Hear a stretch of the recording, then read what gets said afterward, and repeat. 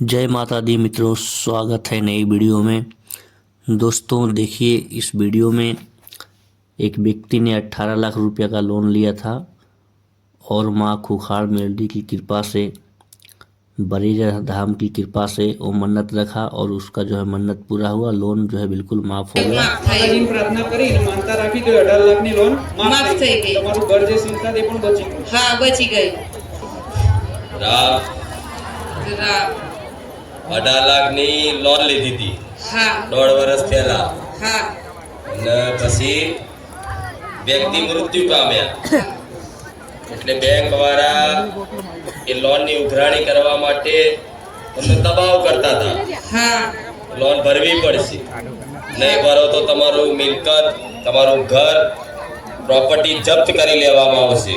હા ભલે એટલે વાતથી તમે પરેશાન હતા, હેરાન હતા, શું કરીશું, ક્યાંથી લાવીશું, એ બધા ચિંતામાં હતા। અને એ ચિંતા જોતા ફરતા ફરતા ફરતા મારું વિડીયો આવી ગયું અને વિડીયો જોઈ પ્રાર્થના કરી અને પ્રાર્થના કર્યા પછી કેટલા દિવસમાં લોન વાળાના ફોન આવતા બંધ થઈ ગયા। 6-7 મહિનાથી બંધ જ થઈ ગયા, એકદમ ફોન જ બંધ થઈ ગયા। મારા પપ્પા જે દિવસથી પ્રાર્થના કરી એના બીજે દાડથી ફોન આવવાના બંધ થઈ ગયા। ભલે રામ આ ખુખાર મેલડી છે,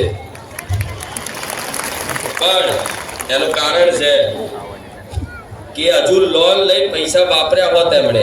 હા, વ્યક્તિ મરી ગયો છે તો એનાથી એનું લીધેલું કર્જ હવે આમની પરિસ્થિતિ ના હોય તો ક્યાંથી ભરે, એ બધું જોતા લોન માફ થઈ। હવે તમે લોન લીધી છે, ઘર પર લીધી, જલસા કર્યા પછી લોન ભરવાનું થાય અને પછી મને મેલડી કહો તો એમાં મેલડી ઊભી રહેશે? આ તો મજબૂરી હતી દીકરીઓની, મતલબ મજબૂરી હતી। એમના જીવ નેહાકો મતલબ લાગતો કે ચોથી લાવીશું, શું કરીશું। હવે એ તો એમને તો જેટલી લોન હોય, કેટલું વ્યાજ છે એ કશું જોડતા નતા। જોડતા હતા નતા જોડતા, એટલા માટે આ પ્રાર્થના સાંભળી અને એમની પ્રાર્થના પૂરી થઈ। એટલે આ વાત જોઈને કોઈ એવું ના વિચારતું કે મેં 50 લાખનું લોન લીધી છે અને મેં જલસા કર્યા છે અને જલસા કરી મારી ખુખાર મેલડી મારી લોન માફ કરાવી દેજે, તો ખુખાર મેલડી એમાં આવશે? ભલે રાહ મારા કહેવું જરૂરી જ પટેલ, नहीं तो घना एवा से पहला लोन ले लो, खुकार बेटी माफ करिया छे के ना थाय। आमने मतलब तकलीफ होती। मित्रों, आपको ये वीडियो कैसा लगा कमेंट करके जरूर बताइएगा। दोस्तों आज तक इतना ही, मिलेंगे जल्द ही नेक्स्ट वीडियो में। तब तक के लिए जय हिंद, जय माता दी। दोस्तों आप भी बरीजर हम एक बार ज़रूर जाएं और आपके ऊपर भी खूंखार मेलडी की कृपा होगी। जय माता दी कमेंट में ज़रूर लिखें।